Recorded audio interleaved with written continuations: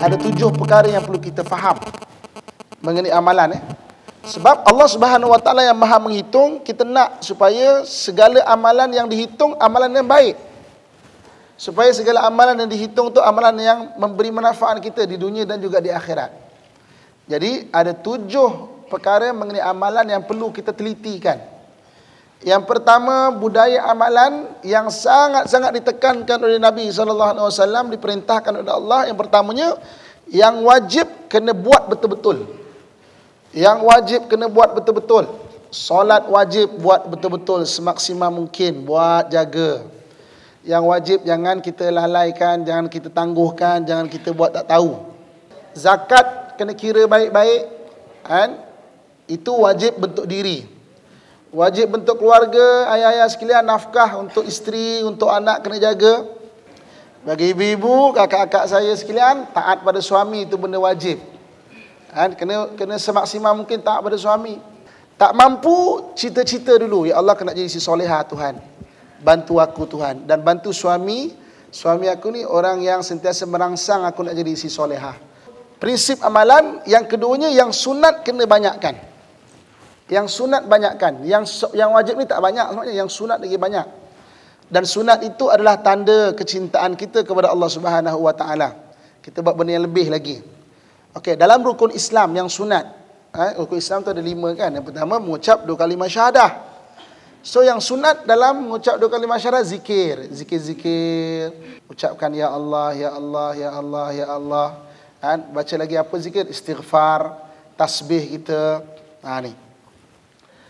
Dalam solat, rukun Islam solat, ada yang wajib, ada yang sunat. Banyakkan benda yang sunat. Dan kan ulama kita pesan, kalau kita ni baru-baru nak memperbaiki diri, biar satu hari solat kita ada 40 rakaat kita buat. Sebab apa 40 rakaat?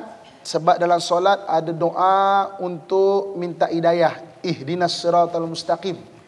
Ya Allah, hidayahkan aku jalan yang lurus. Orang kalau jaga solat dia, maknanya dia ada doa untuk diri dia untuk minta hidayah daripada Allah Subhanahu Wa Taala. Sebab itu ibu-ibu, akak-akak, ayah-ayah saya sekalian, kalau nak baiki anak kita, cucu kita yang nakal, maknanya kalau kita nak bincang pasal dia apa, pasal dia mungkin merempit, mungkin dia marah kita balik, kita tekan kena buat solat cukup. Okey, kau nak merempit lah, tapi solat jaga. Waktu solat, jom. Kita solat dulu, tak kisah. Sebab kalau dia mula bersolat, bermakna dia telah mula mendoakan diri dia, minta hidayah daripada Allah Subhanahu Wa Taala.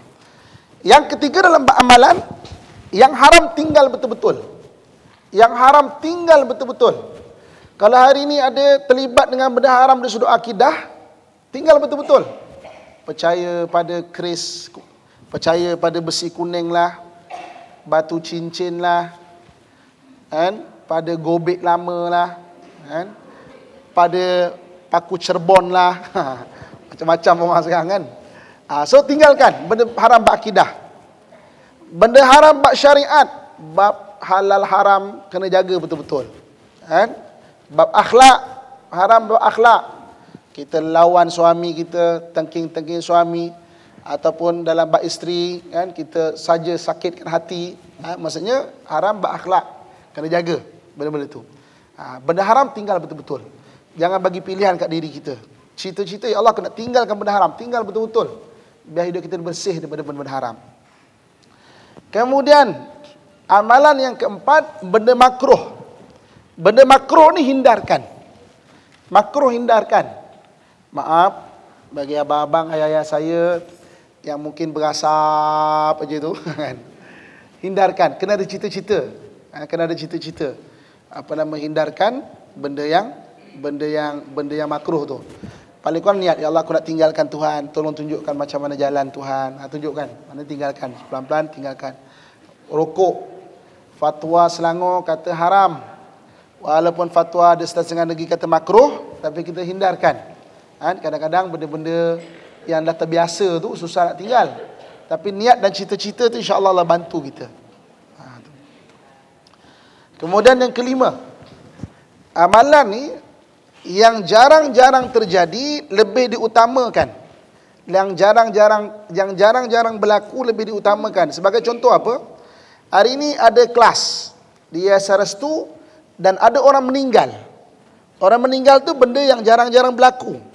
Kan? Sekali tu saja yang orang tu meninggal, dia tak akan meninggal dan hidup balik, dan besok minggu depan meninggal lagi, tak ada. Jadi di antara mungkin kita belajar, oh datang ke restu ni sedap belajar ni. Dengan kita mengurus jenazah lagi utama. Sebab yang jarang-jarang berlaku lebih diutamakan daripada yang memang selalu kita dapat. Itu sebagai contoh. Ada tetamu kita datang, kita ada kelas. Tetamu datang daripada Johor, daripada Kelantan, daripada Perlis. Kita duduk di Shah Alam. Macam mana nak buat ni? Ada tamu ni, tapi kelas ni penting ni. Dulukan tetamu. Sebab tetamu tidak selalu majlis ilmu kita ni boleh selalu dapat. Kan? So jadi maknanya dulukan. Yang jarang-jarang diutamakan daripada yang biasa kalau berlaku ataupun berulang.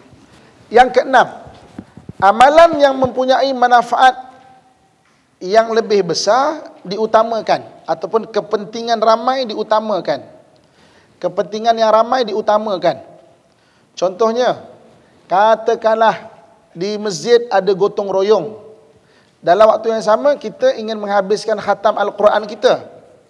Khatam Al-Quran untuk diri kita. Gotong royong untuk kepentingan awam, kepentingan umum. Dulukan gotong royong itu. Dan yang terakhir, yang ketujuh, dalam bab amalan, jika terpaksa memilih benda yang mudarat, pilihlah mudarat yang lebih ringan dibandingkan mudarat yang lebih besar. Dan bab ni pun Islam ajar, hadis pun ada. Memilih mudarat yang lebih ringan. Sebagai contoh, katakanlah kita masuk hutan. Makanan habis. Tiba-tiba nampak satu bangkai. Tengok-tengok, bangkai arnab contohnya kan. Makan bangkai itu haram. Tapi kalau kita tak makan, kita akan sesat dan mungkin tak bertenaga, mungkin mudarat bagi diri kita. Maka ketika itu kita boleh makan sekadarnya. Jangan makan dengan penuh kenyang, dengan bekal lagi untuk jalan, jangan. Maknanya sekadar untuk kita tenaga kita. Ni macam tu juga dalam bab perubatan.